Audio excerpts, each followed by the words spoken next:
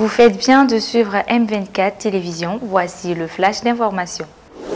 Le mois sacré du Ramadan tire vers sa fin et jour pour jour, les fidèles musulmans observent le jeûne qui est l'un des 5 piliers de l'islam. Et les 10 derniers jours du mois de Ramadan constituent un moment d'intense ferveur spirituelle. L'équipe de reportage de M24 a tendu son micro à quelques jeûneurs. Suivons ensemble.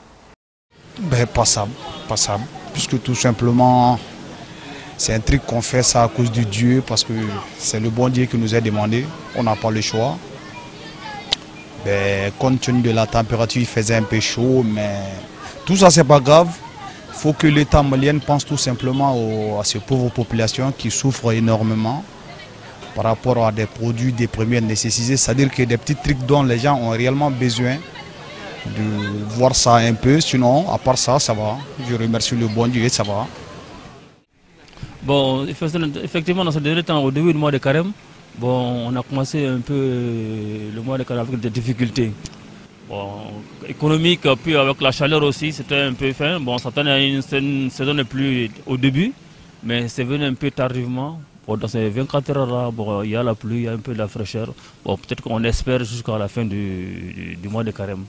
Quant à la difficulté, ça fait partie du carême. Hein. Les gens, il faut avoir des difficultés, hein, parce que c'est un sacrifice de la chair humaine qu'on fait pour le bon Dieu. Donc il n'y a pas d'inconvénient, donc il faut le supporter.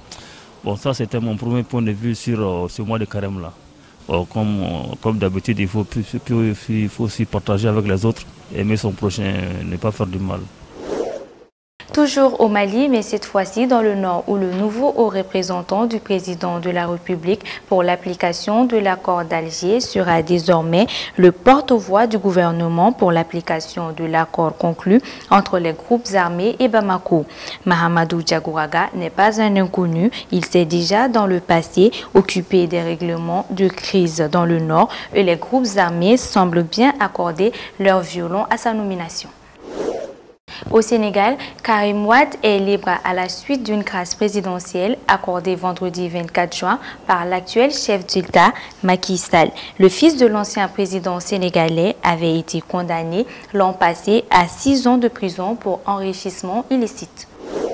Au Nigeria, 200 réfugiés sont morts en l'espace d'un mois dans un camp dans l'état de Borno, selon Médecins sans frontières. Le jeudi 23 juin, l'ONG a évoqué une situation humanitaire désastreuse dans ce camp de civils qui ont fui les exactions de la nébuleuse secte islamique Boko Haram. Les États-Unis ont annoncé jeudi 23 juin des sanctions à l'encontre du chef de la police de Kinshasa. Le général Célestin Kayama est accusé d'être impliqué dans des violences contre des civils. Il est désormais dans le viseur du Trésor américain. En France, la manifestation contre la loi travail s'est déroulée dans le calme à Paris.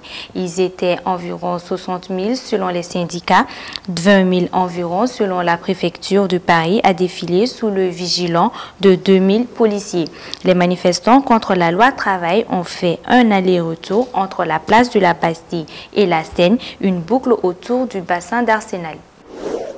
L'Europe se réveille en état de choc ce vendredi, après que le Royaume-Uni a voté à près de 52% en faveur du Brexit. Lors d'une conférence de presse, David Cameron a annoncé sa démission d'ici octobre.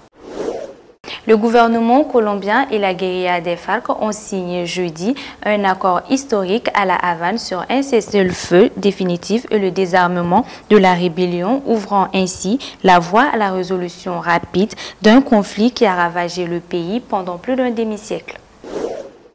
C'est ainsi que prend fin ce flash. Merci pour votre attention. Pour le revoir, rendez-vous sur m24tv.net ou sur la page Facebook de M24. À très bientôt pour d'autres informations.